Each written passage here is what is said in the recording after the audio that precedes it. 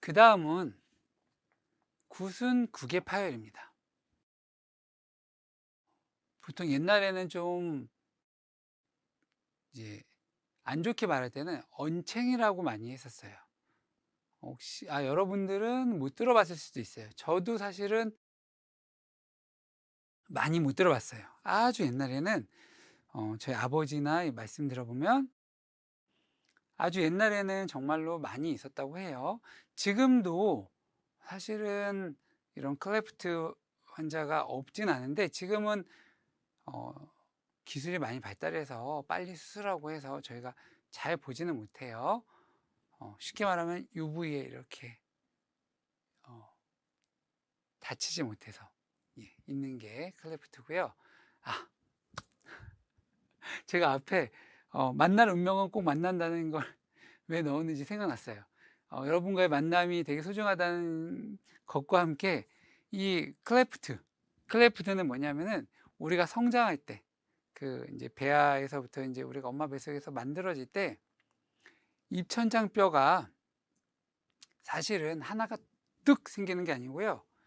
팔레이트 뼈, 입천장 뼈가 입술과 입천장 뼈가 양쪽에서 이렇게 나와서 만들어지는 거예요. 이렇게. 그리고 입술 쪽은 양쪽 그리고 위에서 내려와서 세 개가 합쳐지는 거예요. 그러니까 이제 인중 모양이 이렇게 생기는 거죠. 그래서 이 클레프트 구개파열 이 안에가 파열된 환자 같은 경우는 이게 만나지 못해서 만나야 운명은 꼭 만나야 되는데 만나지 못해서 그리고 클레프트는 여기다 보통 이렇게 한가운데가 찢어지는 게 아니에요. 이렇게 찢어지거나 이렇게 찢어지죠. 그래서 가끔은 뭐 여기에 이렇게 약간 흉터가 있는 친구가 있을 수 있어요. 뭐 왜냐하면 여기는 이렇게 세 개가 모여서 되는 데니까 이렇게 찢어지거나 이렇게 찢어진 만나야 되는데 만나지 못해서 하지만 결국에는 저희가 만나게 해줘서 만나야 될 운명은 만난다고 했잖아요. 혹시 태어나면서 만나지 못했어도 자연적으로 만나지 못했어도 구강 아가면 외과에서 결국에는 만날 운명은 만나게 해준다는 두 가지 의미를 가지고 제가 넣어놨었습니다. 네, 굿은 국의 파열. 굿은 국의 파열이라는 거는 입술과 입천장의 파열을 얘기하는 거겠죠. 입술과 입천장이 붙지 못하면 단순히 걔네만 붙지 못하는 게 아니라 그 부위에 나야 되는 치아들도 그 부위에 날 수가 없어요. 수반되는 치아의 변형, 맹출 장애. 그러면 당연히 치아가 변형되고 그 부위에 없으면 어떻게 되겠어요? 씹을 때도 저작 곤란이 있고요. 그 부위의 뼈, 치조골의 변화 및 상악골의 성장 이상. 왜냐하면 여기가 붙지 못하면 상악골도 위에 턱뼈도 자라지 못해요. 그래서 보통 이런 친구들은 아래턱은 자라고 정상적으로 자라고 상악은 자라지 못해서 아래턱이 훨씬 나와 보이는 얼굴을 갖는 경우가 많아요. 상악골 성장 이상 등에 의한 향후 치과적인 교정, 아무래도 치아 문제 때문에 그리고 보철 없는 치아도 있을 수 있고요. 그리고 악골 변형 시에는 악교정 수술 말씀드렸죠. 여기를 이제 뼈를 닫는 수술도 필요하지만 만약에 아래만 자라고 위에가 자라지 못했다면 또 이제 악교정 수술 등 모든 면을 고려해서 수술을 시행해야 됩니다. 수술 시기는 소아과적인 평가를 하여서 환자가 가장 좋을 때 시행하는데요. 대체적으로 영국의 구개파열은 생후 12에서 13개월 때 하고요. 경국의 수술은 보통 3, 4살 때 시행하게 됩니다. 치조열은 구순열과 구결과 함께 구강 아간면 영역의 심리적, 기능적, 성장적인 측면에서 반드시 해결돼야 될 문제입니다. 치조열은 당연히 뭐 치아 이제 클레프트가 생기면 알베올라 본에 생기는 열이겠죠. 치조열은 잇몸 사이가 갈라져서 영구치의 맹출 장애를 초래하거나 구강과 비강의 개통의 원인이 될 수 있으므로 적절한 시기에 적절한 수술이 필요합니다. 자, 이렇게 구순혈 말씀드렸죠? 입술. 보면은 편측으로 있는 게 보이죠? 네.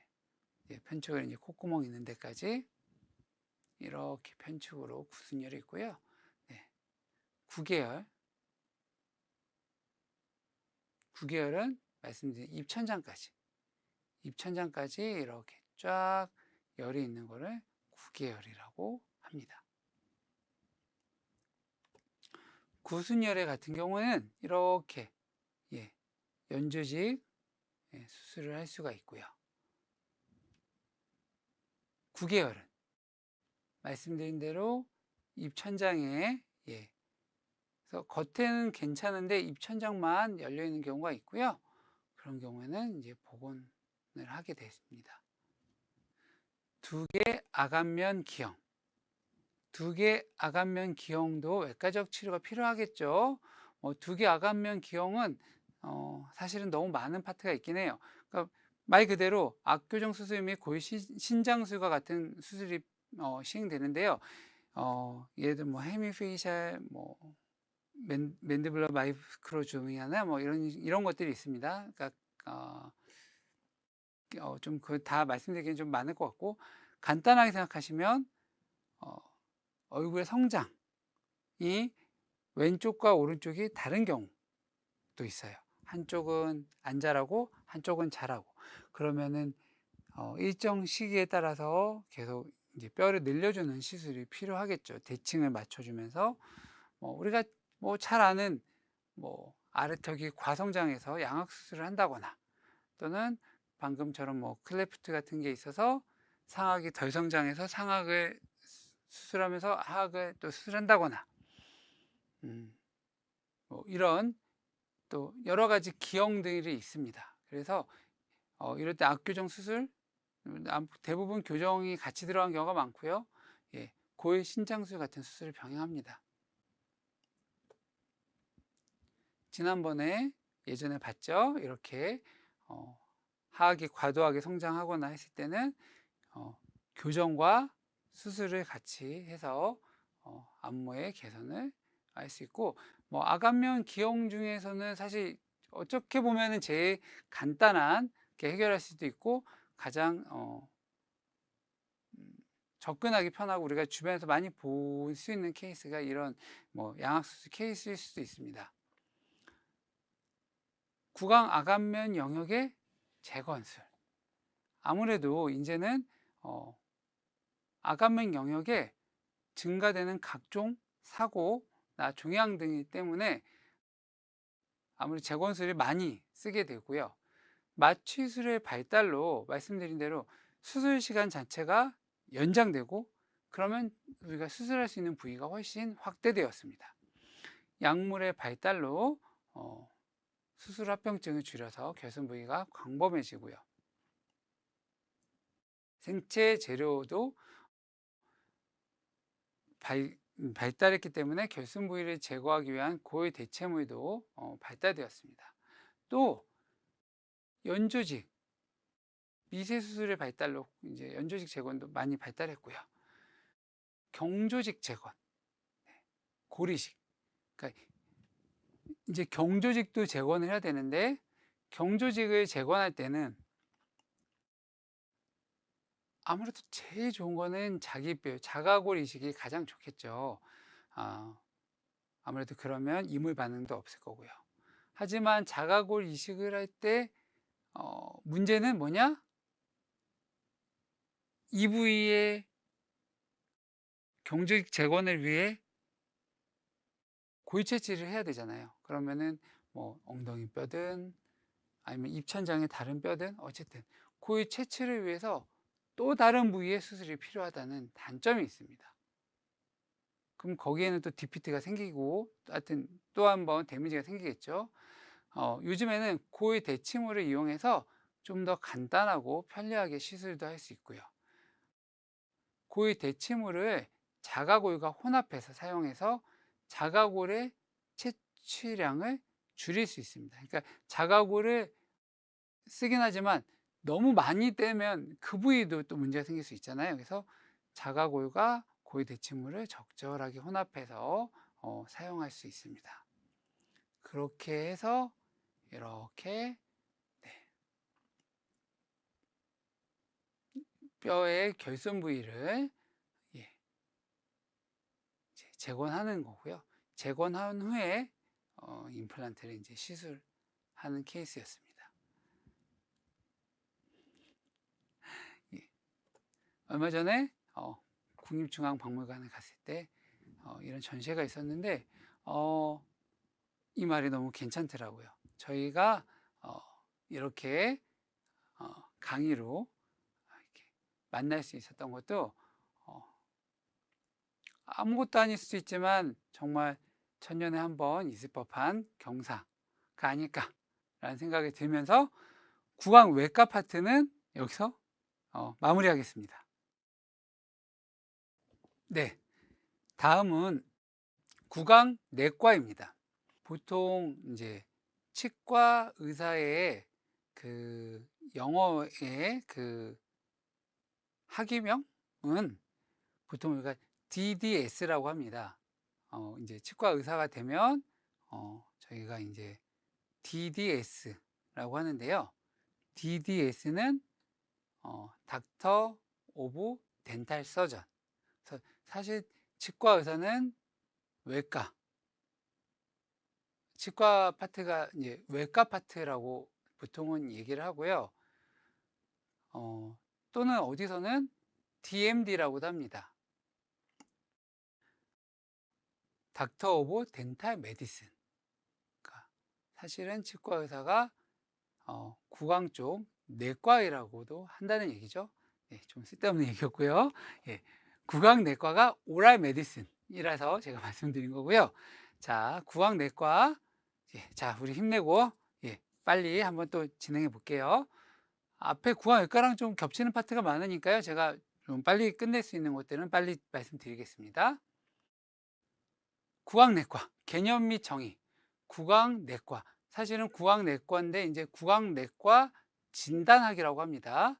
구강내과 진단학은 심리학적, 신경학적, 면역학적, 내분비학적 등 전신적인 문제점을 가진 치과 환자를 치료하는 거고요. 다음과 같은 것들을 정확하게 진단하고 치료합니다. 악구강계에 발생하는 다양한 병소들, 통증, 이상감각증, 입마름증, 구취. 요즘 구취 많이 하죠. 그리고 코골이도 요즘 많이 합니다. 등의 증상들. 그리고 갖가지 턱 기능 장애. 보통 제일 많이 구강내과 쪽을 찾는 게 이제 턱 기능 장애죠. 저작 장애 등의 기능 장애입니다. 이 구강내과의 진료 분야는 얼마나 몇 개나 될 것 같아요? 네, 생각보다 많죠.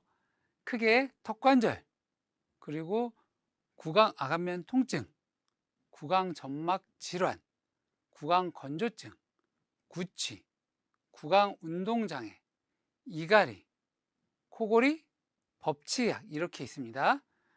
턱관절 질환에는 턱관절, 턱관절 장애, 턱근육 장애, 구강 안면 통증은 이거 발음이 힘들었는데 구심로 차단 동통 증후군, 3차 신경통, 구강 자결 증후군, 긴장성 두통. 구강 점막 질환은 궤양성 및 수포성 질환, 적색 및 백색 병소, 착색 병소. 또 이제 구강 운동 장애는 이상 긴장증과 이상 운동증 등이 있을 거예요. 자, 이제 하나하나 한번 그냥 쭉 알아볼게요. 제일 우리가 구강내과에서 제일 많이 보는 게 뭐라고 했죠? 턱관절 질환. 턱관절 질환. 턱관절은 이거 다 본 것 같은데 앞에서 봤죠? 방금 배우고 또 배우니까 복습이 그냥 되니까 이건 또 복습 안 하셔도 될 것 같아요. 턱관절. 근데 우리가 제일 관심 있는 부위예요. 양쪽 귀의 바로 앞에 위치해서 턱뼈와 머리뼈 연결하는 관절이라고 말씀드렸어요. 모든 턱 운동의 중심축. 중심, 턱의 기능 수행하는 데 있어 중심 역할을 하고요. 턱 근육은 턱에 부착되어 있어서 턱의 운동과 위치 조절 역할을 합니다. 서로 턱관절과 턱 근육이 밀접한 관계가 있기 때문에 턱관절 장애와 턱 근육 장애가 함께 발생하는 경우가 있다고 했잖아요. 그래서 저희가 이 턱관절 장애를 치료할 때 이 턱 근육에 보톡스도 많이 넣게 됩니다. 자, 턱관절 장애에는 뭐가 있을까요? 아까 그 안에 디스크가 있다고 했잖아요. 그 관절 원판에 장애가 있고요. 관절 원판이 빠졌어. 그럼 어떻게 돼요? 관절과 관절이 직접 닿아서 관절에 염증이 생기는 관절염이 생기고요. 관절이 아예 턱관절이 빠졌어요. 그러면 탈구, 턱이 빠졌다고 하죠. 탈구. 그리고 이제 디스크가 사이에 없으면은 뼈랑 뼈끼리 아예 그냥 붙어버린 경우도 있어요. 강직 등이 있습니다. 이해하셨죠? 관절 원판이 빠지거나 구멍이 뚫리면 관절끼리 닿아서 관절염, 그러다 보면은 이 액체아래 턱관절이 빠지니까 탈구, 그리고 뼈끼리 붙게 되면 강직. 네. 관절 원판 장애는 아까 말씀드린 대로 턱관절 속에 있는 원판 디스크가 본래 위치를 벗어나는 상태인데요. 발생 초기에는 입을 벌리거나 다물 때 턱관절 부위에서 딸깍거리는 소리가 나는 것 외에 별다른 증상이 없습니다. 예, 여기서 원래는 턱관절이 이렇게 기능을 하면 괜찮은데 빠지면 닫을 때 이렇게 소리가 나는 거예요. 관절이 들어갈 때 딸깍, 빠질 때 딸깍, 딸깍, 딸깍 이렇게 소리가 나는 거죠. 그런데 점차 진행이 되면 아예 만약에 빠져 있는데 안 들어가거나 그러면 턱이 걸린 느낌이 나겠죠. 증상이 많이 진행이 되면 이제 입이 안 벌어지고 통증을 느끼게 됩니다. 관절염은 이 관절이 아프고 음식물을 씹을 때 이제 이게 진행되면 턱을 움직이기가 불편해지고요. 바스락거리는 소리가 납니다. 그게 무슨 소리 많이 하면 디스크가 빠지고 들어갈 때는 딱딱 소리가 나는데요. 완전히 빠진 다음에 뼈랑 뼈끼리 닿으면은 뼈끼리 갈리는 바스락 소리가 나는 거예요. 관절염이 악화되는 경우에는 턱관절에 강직이 일어날 수 있으며 이런 상태에서는 입이 잘 안 벌어질 수도 있습니다. 턱관절 장애의 원인은 매우 다양하지만 많은 경우에 있어서 턱을 무리하게 사용하는 것이 중요한 원인입니다. 그러니까 입을 너무 크게 벌린다든가 딱딱하거나 질긴 음식을 많이 먹는 것은 좋지 않습니다. 이런 턱관절을 구성하는 조직은 한번 망가지면 원래 모습으로 돌아가는 게 매우 어렵습니다. 그래서 예방과 조기 치료가 중요한데요. 턱관절이 더 이상 손상되지 않도록 충격으로부터 턱관절을 보호해주고 기능을 안정시키는 것이 치료의 시작입니다. 증상에 따라서는 적절한 약물치료, 물리치료, 운동요법, 행동요법, 교합치료 등을 시행하기도 합니다. 또한 이제 턱관절에는 그러면 아까 말씀드린 대로 그 다음에 이제 턱의 근육 장애가 있겠죠. 턱 근육 장애의 종류로는 근긴장, 근막통, 근염, 근경련, 근경축 등이 있습니다. 턱 근육 장애는 대부분 턱 근육의 통증 때문에 입을 벌리거나 음식물을 씹는 게 불편해요. 턱 근육 통증이 오래 가는 경우는 통증이 이제 퍼져서 이제 나중에 두통, 목, 어깨 통증으로 확산되는 경우도 많고요. 근긴장이나 근막통의 경우에는 근육의 피로가 누적됐을 때 잘 발생합니다. 또한 근염은 이제 외상이나 간염 때문에 생길 거고, 근경련은 중추성 원인이나 전해질 대사에 장애가 있을 때 발생하는 경우가 많습니다. 턱 근육에 통증이 있다 그러면 근육에 대한 충분한 휴식, 또 원활한 혈액순환을 위해 근육에 축적된 노폐물을 신속히 제거하고요. 근육에 적절한 전기 자극을 주면 생리적 상태를 회복하는 데 도움을 줍니다. 그래서 치과에서 전기 자극하는 물리치료를 할 수 있고요. 증상이 심할 땐 약물 치료를 병행합니다. 또는 저희가 근유한제를 처방해 주기도 하고요. 근경축에는 적절한 물리치료와 운동요법이 필요할 수 있고요. 심한 근육통이나 근경련이 있는 경우는 보톡스, 우리 보톡스 잘 알죠? 이제 저희 턱관절 환자한테는 제가 이제 턱 위치를 잡고 처방을 해주고 물리치료를 하고, 그래도 안 되면 이제 보톡스나 앞에서 말씀드렸던 스플린트 이런 거를 많이 들어가게 되는데요. 보톡스는 또 추가적으로 얼굴도 갸름해지니까 환자분들이 많이 좋아하긴 합니다.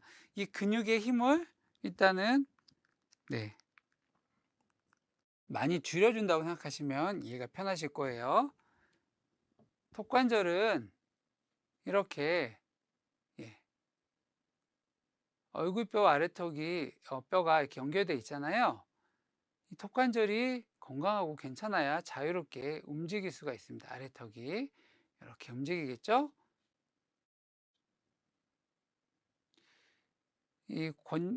아까 다 설명드린 내용이에요. 디스크가 있는데요. 여기에는 관절화, 오목하게 파여있고 과두가 있습니다. 절구와 절구공이를 닮았죠.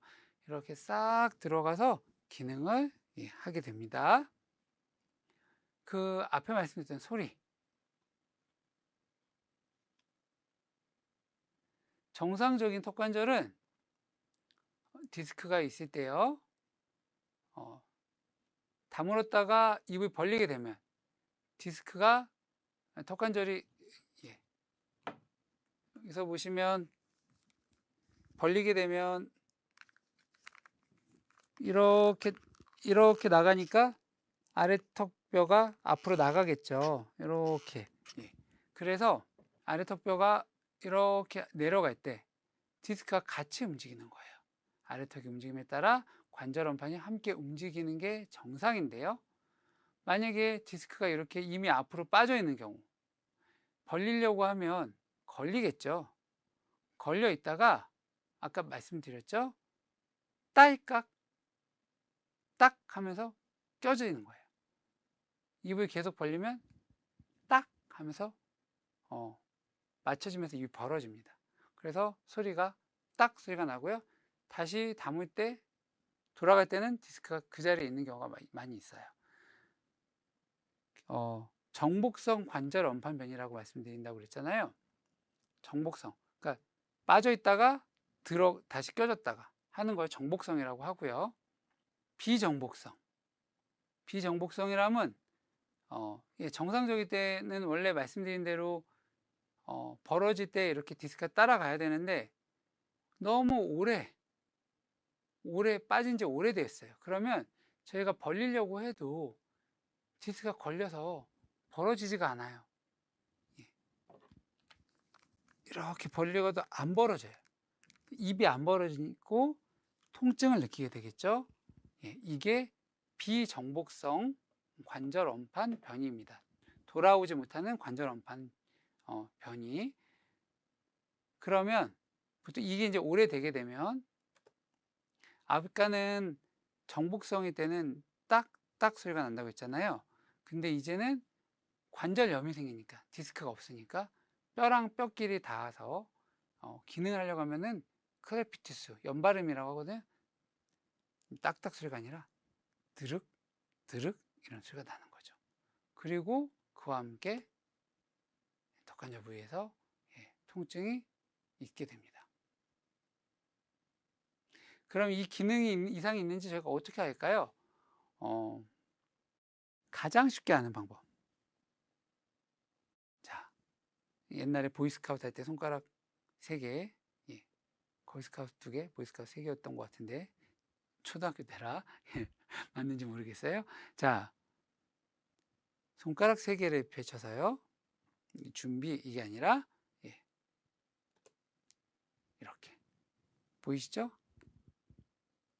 저것도 제 얼굴이라 똑같아요. 본인의 손가락 3개를 넣어서,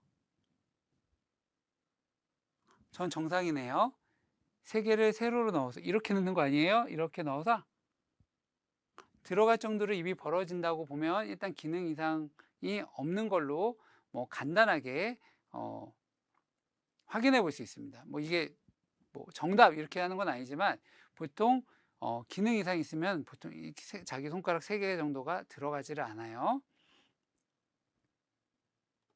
보통은 이제 저희가 오프닝은 한 40mm, 쟀을 때 한 40mm 정도 되는 걸 얘기하는데, 사실 얼굴이 작은 사람도 있고 큰 사람도 있으니까 본인 손가락 3개를 기준으로 보시면 편하실 것 같습니다. 자, 턱관절 탈구는 아래턱이 정상 범위 벗어나서 앞으로 튀어나간 거죠.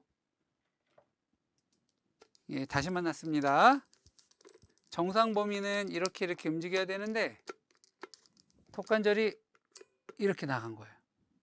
여기가 이렇게 올라온 부위를 넘어서 이렇게 앞으로 나가버린 거죠. 예, 안 다물리고 아파요. 이거를 뒤로 당긴다고 들어가지 않아요. 이거는 사실은 병원에 가면 선생님들이 금방 잘 맞춰줄 수 있는데요. 원리는 간단합니다. 이렇게 탈구가 됐을 때는 그냥 초기에 그냥 입을 너무 크게 벌리다 이렇게 탈구가 됐을 때는 아래로 턱을 내려주는 거예요. 아래로. 그러면은 근육이 당겨서 자기 자리로 돌아가요. 이거를 앞으로 빠졌다고 뒤로 계속 밀어봤자 뼈에 걸려서 들어가지 않습니다. 그래서 보통 이제 제 같은 경우는 환자분이 턱이 빠져서 왔다 이렇게 오면 환자분의 체형을 눕히고 손에 붕대를 좀 감고 뒤에서 아래로 쿡 누르면 얘가 이렇게 들어가요. 아주 시술 한 번에 고통을 해결해주고 명의소리를 들을 수 있는 것 중에 하나입니다. 자, 그 다음 구강 안면 통증이 있습니다. 이건 뭐 잘 모르실 수 있어서요. 그냥 얘기만 듣고 가셔도 될 것 같아요. 구심로 차단 동통 증후군이 있는데요. 감각신경 손상이나 염증이 있는 경우에 민감화가 일어나 외적인 통증 유발 원인이 없어도 지속해서 통증이 나타나는 상태. 가벼운 자극에 대해 통증이 발생할 수 있고 작은 통증도 크게 느끼게 되며 때로 통증 이외의 이상한 감각을 느끼기도 합니다. 치과에서 이를 빼거나 신경치료나 잇몸치료를 받고 난 후에 치료받은 인접 부위에서 화끈거리거나 저리거나 따끔거리거나 둔하게 아픈 느낌이 드는 경우가 있는데, 이런 종류 증상이 대부분 구심로 차단 동통 증후군과 관계 있는 것으로 추정되고요. 일반적인 진통제로는 잘 치료가 되지 않아요. 항우울제와 항경련제를 많이 사용하고 캡사이신 크림이나 가바펜틴을 사용하기도 합니다. 그 다음은 3차 신경통입니다. 이건 좀 들어보셨죠? 일상생활에서 얼굴이나 입안에서 갑자기 전기가 통하는 것과 같은 충격적인 통증이 발생해 움직이지도 못하고 그 순간이 지나면 대신 통증이 사라지는, 얼굴이나 입안의 어떤 부위를 건드리면 또다시 전기가 통하는 통증이 반복적으로 발생하는 게 특징이고요. 환자 대부분은 중년 이상에서 나타나고 얼굴이나 턱의 좌우측 중에 한쪽에서만 나타나는 게 특징입니다. 양쪽으로는 거의 나타나지 않고요. 3차 신경통은 일반적인 진통제로는 거의 효과를 볼 수 없어요. 카바마이제핀, 바크로펜, 아미트리, 부틸린 등의 약제를 단독으로 또는 복합적으로 사용하고요. 약물을 장기간 사용해야 되기 때문에 부작용에 주의가 필요합니다. 약물 치료가 효과가 없는 경우에는 수술, 신경 차단술이나 이런 거를 고려할 수 있습니다. 3차 신경이 뭐냐?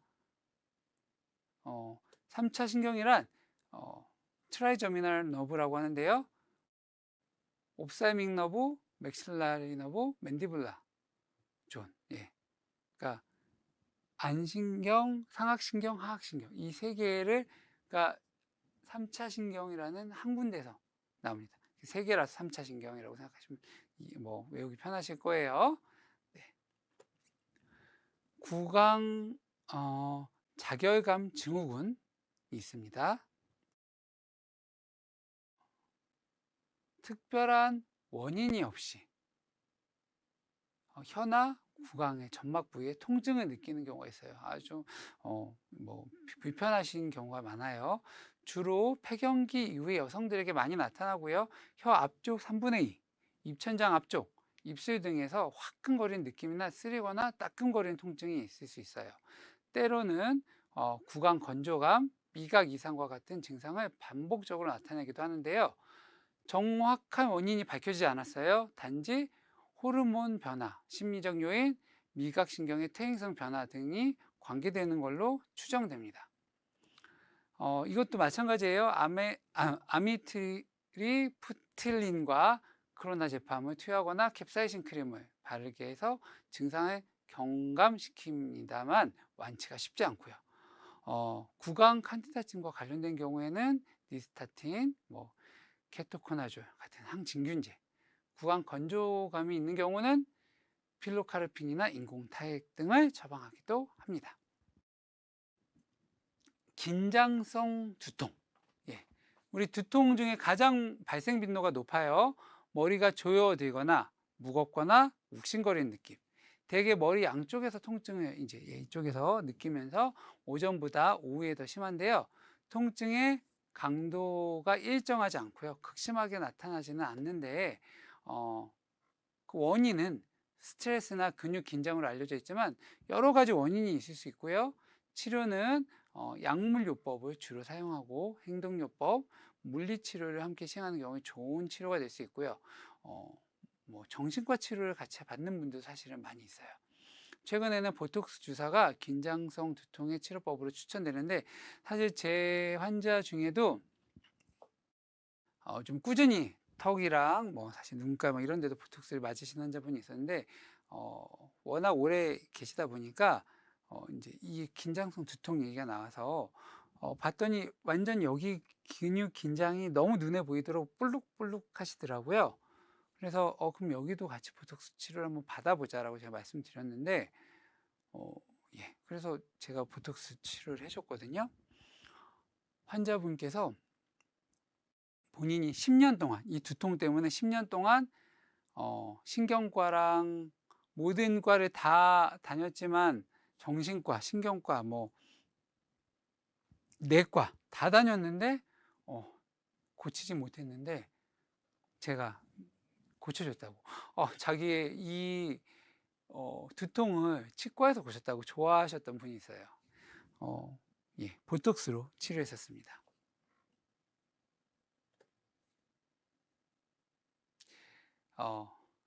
얼마 전에 읽었던 책에서 또 좋은 글귀가 있어서 파도가 바다의 일이라면 너를 생각하는 건 나의 일이고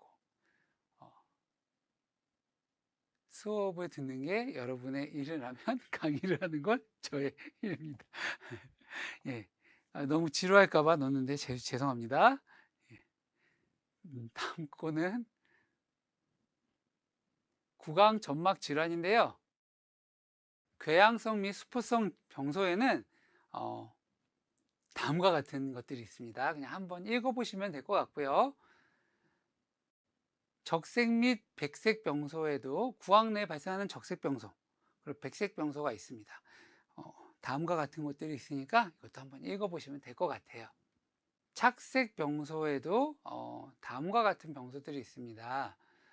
이것도 그냥 한번 읽어보시면 되고요.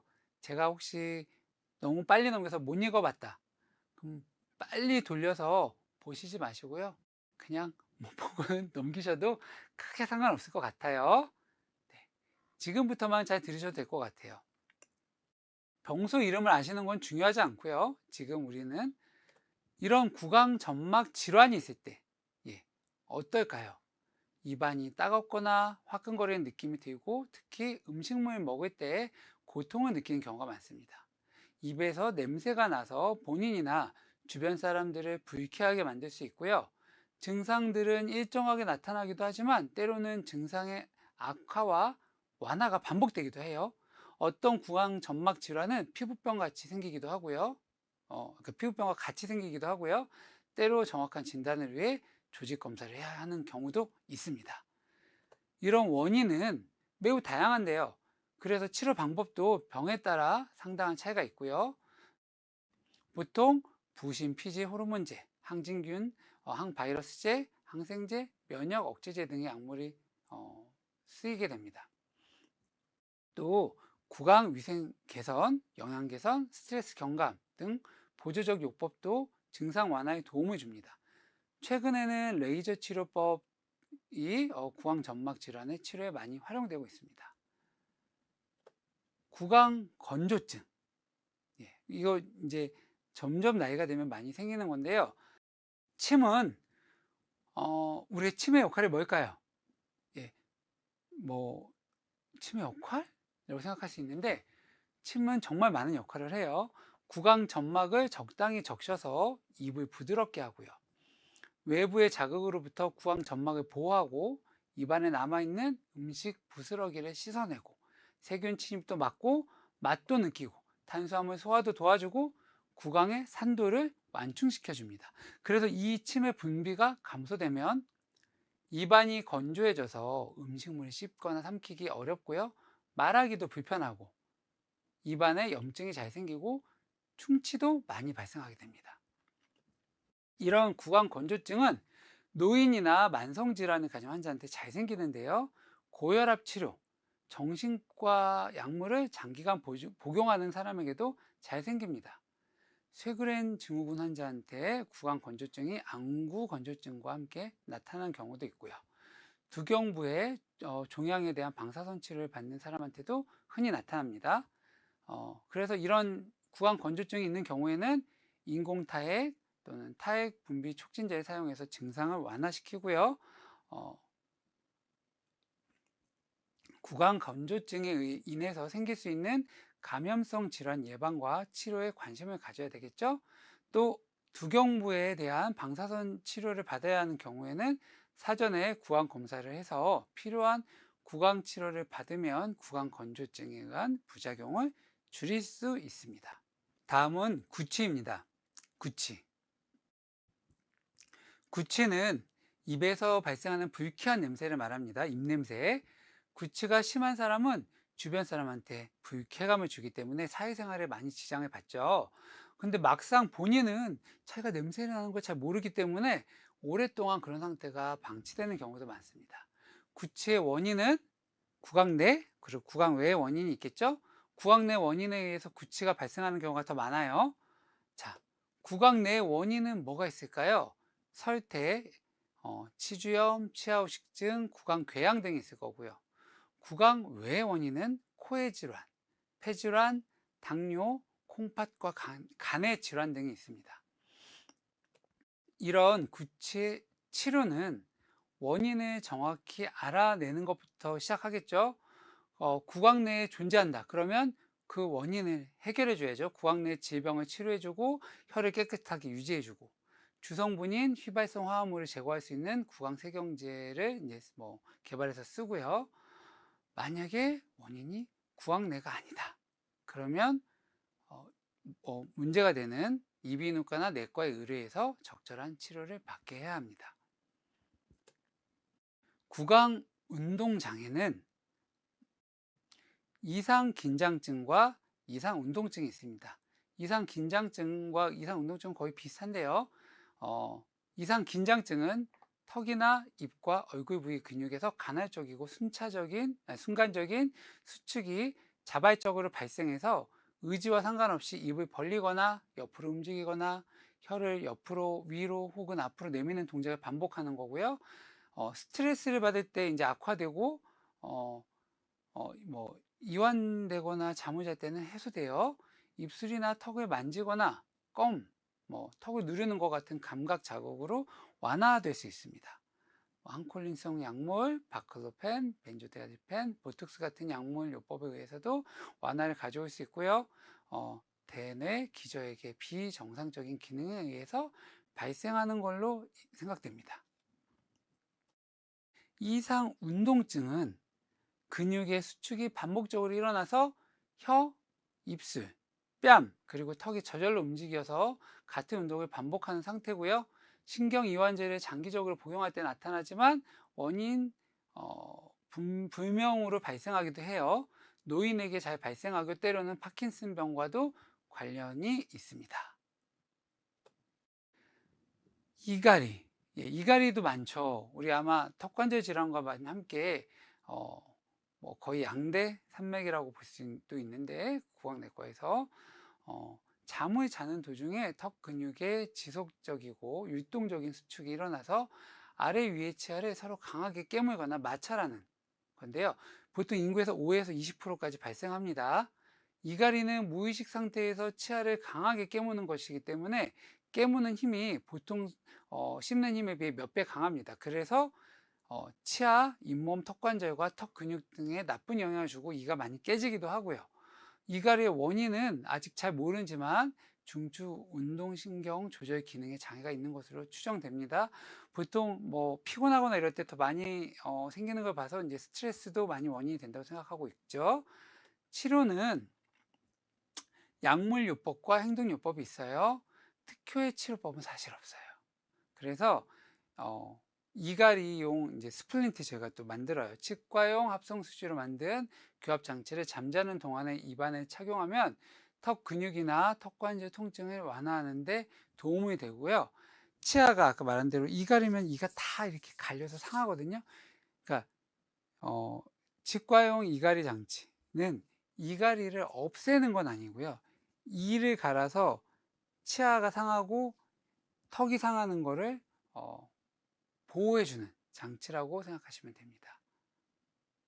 이렇게 생겼죠? 예, 장착했을 때 모습입니다.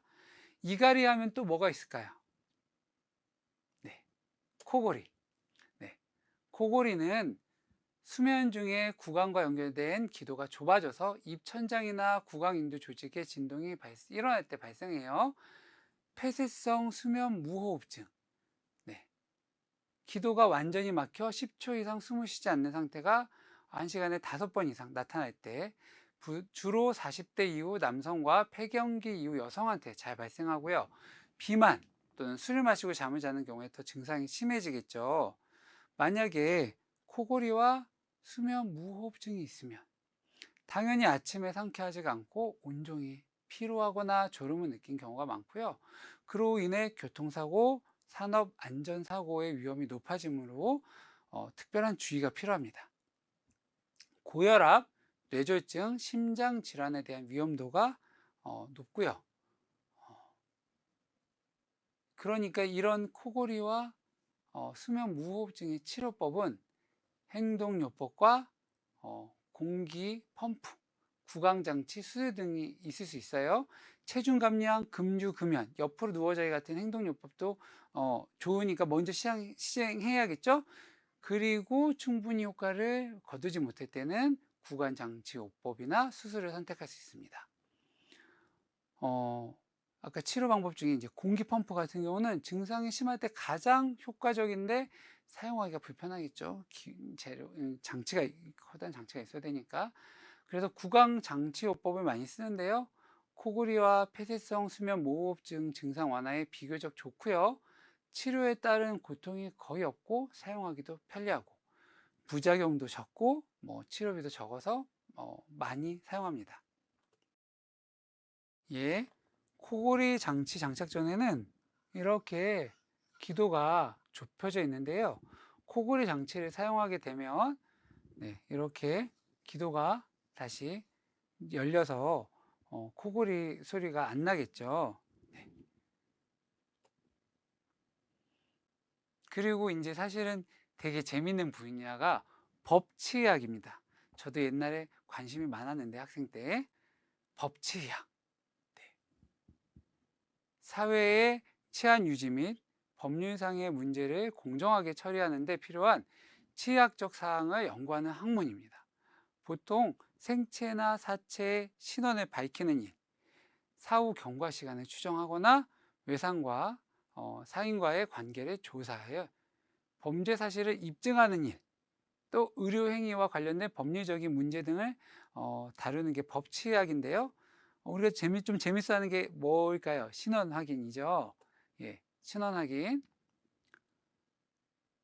법치의학에서 가장 중요한 역할을 하는 게 신원 확인이에요. 네. 머리뼈, 치아 충전물 및 보철물로부터 성별, 연령, 직업 등을 추정할 수 있고요. 또는 치석이나 치아로부터 혈액 또는 유전 정보를 알아낼 수 있어요. 그래서 법치의학적 방법에 의한 연령 추정을 할 수 있고요. 또 그 연령 추정은 정확도가 아주 높아요. 또 이제 왜 우리가 신원을 알 수 없는 사체가 발견이 되면 간혹 특징적인 구강 내에 뭐 보철물이나 이런 게 있으면 사실 치과들에 연락을 해서 이런 보철물을 한 병원이 있는지 환자 신원을 알아봐 달라고 정부 기관에서 요청하는 경우가 아주 간혹 있어요. 정말로 신원 파악이 안 되는 사체의 경우에는. 네. 또 의료사고에 대한 자문이나 신체 장애 평가에 관한 업무도 수행하게 됩니다. 이상이 구강내과 파트였고요. 네. 이로써 오늘 구강외과와 구강내과에 대해서 모든 것을 이미 여러분은 다 배웠습니다. 이제 어디 가서 구강외과, 구강내과에 대해서도 다 알고 어떻게 보면 치과에 대한 거의 모든 파트를 다 아셨다고 생각하시면 됩니다. 네. 우리가 지금 이 순간 함께 할 수 있어서 너무 좋고요. 여러분도 이 순간 여러분들의 치과적인 상식과 지식이 많이 늘어나서 행복하리라 생각합니다. 이제 우리의 강의는 딱 한 번 남았습니다. 이제 치과에서 할 수 있는 여러 가지 미용적인 것, 어쩌면 우리가 제일 궁금해할 수 있는 것, 예, 그것에 대해서 가장 실질적인 좀 미적인 것, 예뻐지는 오늘도 물론 예뻐지는 것에 대해서 말씀드렸지만, 예, 그거에 대해서 다음번에 마지막 강의를 하겠습니다. 다음 시간까지 모두 건강하게 잘 계시고 저도 다음 시간까지 강의 잘 준비해서 여러분과 만나도록 하겠습니다. 오랜 시간 고생하셨습니다. 감사합니다.